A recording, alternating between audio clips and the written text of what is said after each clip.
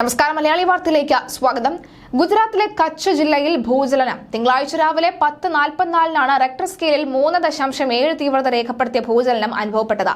ലഖ്പത്തിന് 76 kilometre വടക്ക് കിഴക്കാണ് ഭൂചലനത്തിന്റെ പ്രഭവ കേന്ദ്രം. ആളപായമോ വസ്തുനാശനഷ്ടങ്ങളോ ഇതുവരെ റിപ്പോർട്ട് ചെയ്തിട്ടില്ല. കച്ചിൽ ഈ മാസത്തെ രണ്ടാമത്തെ ഭൂചലനമാണ് ഇത്. 7-ന് 3.2 തീവ്രത രേഖപ്പെടുത്തിയ ഭൂചലനം റിപ്പോർട്ട് ചെയ്തിരുന്നു.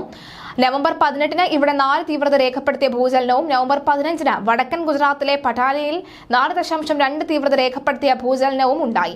2001 ജനുവരി 26-ന് കച്ചിലുണ്ടായ ഭൂകമ്പം കഴിഞ്ഞ 2 നൂറ്റാണ്ടിനിടെ രാജ്യത്തുണ്ടായ മൂന്നാമത്തെ വലുതും രണ്ടാമത്തെ വിനാശകരമായിട്ടുമുള്ള state disaster management authority report ചെയ്തിട്ടുള്ള ഭൂകമ്പവുമായിരുന്നു.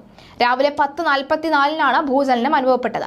ഭൂചലനത്തിന്റെ പ്രഭവ കേന്ദ്രം ലഖ്പത്തിന് 76 കിലോമീറ്റർ വടക്ക് കിഴക്കായി രേഖപ്പെടുത്തിയെന്നാണ് ഈ ഗാന്ധിനഗർ ആസ്ഥാനമായുള്ള ISR അറിയിച്ചിട്ടുള്ളത്. ജില്ലയിൽ ഈ മാസം 3-ൽ കൂടുതൽ തീവ്രത രേഖപ്പെടുത്തുന്ന രണ്ടാമത്തെ ഭൂകമ്പമാണ് ഇത്. ഡിസംബർ 7-ന് ജില്ലയിൽ റെക്ടർ സ്കെയിലിൽ 3.2 തീവ്രത രേഖപ്പെടുത്തിയ ഭൂചലനം രേഖപ്പെടുത്തിയതായും ISRO അറിയിച്ചിട്ടുണ്ട്. കഴിഞ്ഞ മാസം നവംബർ 18-ന് കച്ചിൽ 4 തീവ്രത രേഖപ്പെടുത്തിയ ഭൂചലനം അനുഭവപ്പെട്ടിരുന്നു. നേരത്തെ നവംബർ 15-ന് വടക്കൻ ഗുജറാത്തിലെ പറ്റാന 4.2 തീവ്രത രേഖപ്പെടുത്തിയ ഭൂചലനത്തിൽ കുലുങ്ങിയതായും ISRO അറിയിച്ചിട്ടുണ്ട്.